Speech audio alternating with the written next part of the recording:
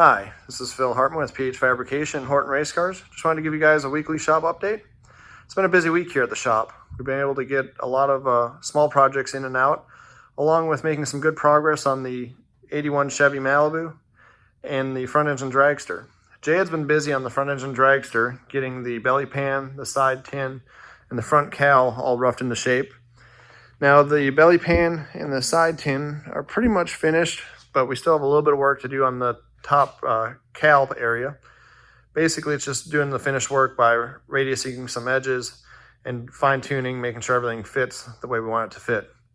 Now this has been kind of a unique project. The customer brought us some detailed drawings, and we were able to make the panels exactly like the customer wanted with his drawings.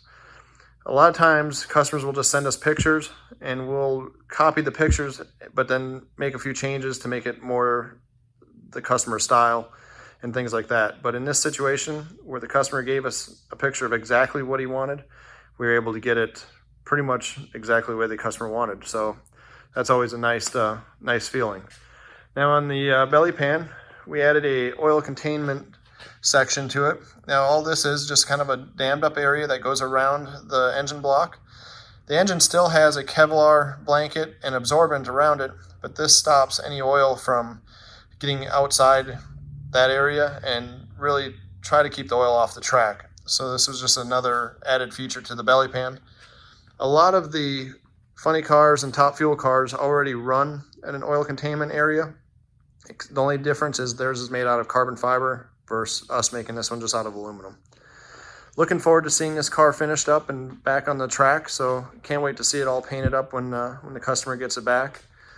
Now over here on the Chevy Malibu, we've been making quite a bit of progress. Actually, Jeremy's been doing a lot with the funny car style cage, getting that all finished up, getting the dash mounted. The rear bumper we just got mounted. So the rear bumper is being mounted or held on with Zeus fasteners on each side. Now the customer bought us this bumper because he didn't like the original one that was on it or the other fiberglass one that he had for it. And we ended up cutting a lip off of it. And once we did that, this bumper was real flimsy right here. So we ended up sanding the inside of the bumper, adding a few more layers of fiberglass, and this will make it a little bit more rigid, especially to hold the Zeus fasteners. Now you can tell we are putting doubler plates on it, and that'll also make it a little bit more rigid. So you can see that the bumper's not in place, but we do have our parachute mount all finished up and in place. Over here on the cage, you can see it's a 25.5 cage. Everything's X'd on each side of the door bar area.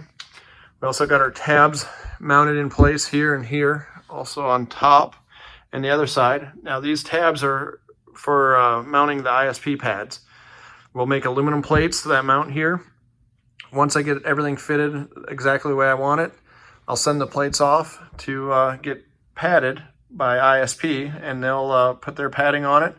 And this just adds extra protection for the driver's helmet if you would ever get into an accident. Now a lot of guys are running a funny car style cage and they don't add the extra padding. Now all you have done is just moved these bars closer to your helmet. So I really push for guys to go out and get some padding. I always use ISP, and they're the guys that I trust with all the safety stuff, especially when it comes to helmet padding and a poured seat. Now you can see the cage is pretty much finished, and we were able to get the dash mounted, and the dash is just Zeused in. So the dash comes out fairly easy with the steering on it, and take the steering wheel off, it'll slide out without having to take the steering loose. And this gives the customer an option to put all his electronics behind the dash and makes it really easy for him to access everything. We've got the seats mounted along with the seatbelt tabs are all in place. We still have to put a seatbelt tab on the inside, and what we'll do is just put a weld-in bung through the frame, and that way everything's really rigid, especially for the seats and seatbelts.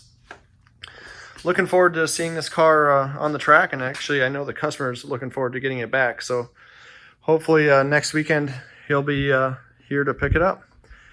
Now over here in the third bay, got a Ford Falcon wagon. Now this car was originally in the shop about 7 years ago. Jay had built the frame. It was an Art Morrison frame that we ended up welding together and building from scratch here. And then we set the body on. Now, since then, we've added the floor, and Jay did a bolt-in roll cage for it. And since then, after we've done all that work, it actually left here and went to a few other shops to get wired, plumbed, along with a little bit more body work that other shops have done. And then now it's come back to do a little bit more metal work. Basically, we're going to add some side skirts to it. We're going to add a few panels under the hood. Now, we're not sure if we'll do these out of carbon fiber or aluminum, but I know he's up for doing a lot of it out of carbon fiber.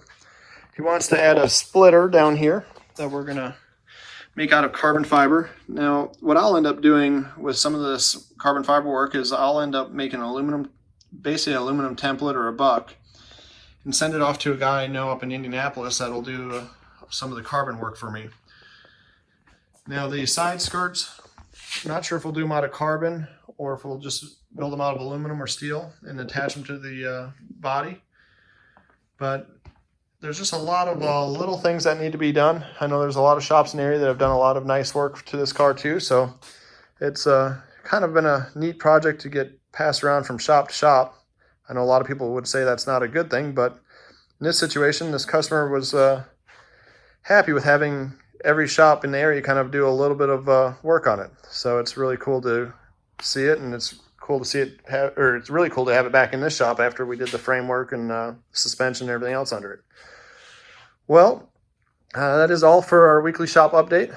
I do want to give a shout out to Bailey Industrial for all your great support of the shop, of creating great tools for us to do our work with. I also want to give a shout out to SRI Performance for all your help when it comes to the abrasives and any race car parts that we may need. But that is all for the weekly shop update. Hope you guys all have a great weekend, and I'll talk to you all soon. Bye.